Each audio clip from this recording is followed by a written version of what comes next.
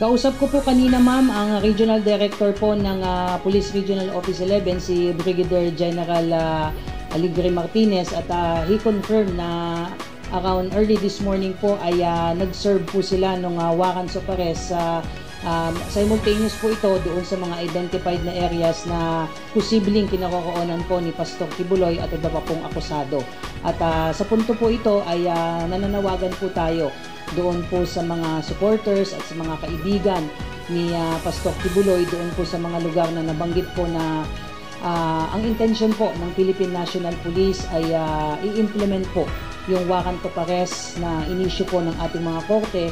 So ang pakiusap po natin ay maging mahinahon po tayo lahat. Ang inyong pong kapulisan ay nandoon po for official discharge of their duties. Wala pong anumang hangarin ang ating kapulisan na magkakaroon po ng anumang sakitan at anumang pagkakagulo. So alam po natin na may mga supporters po si Pastor Kibuloy, but at the same time ang presence po ng inyong kapulisan doon sa mga lugar po na yon ay naaayon po sa batas. At sana po ay tulungan nyo na lamang po kami.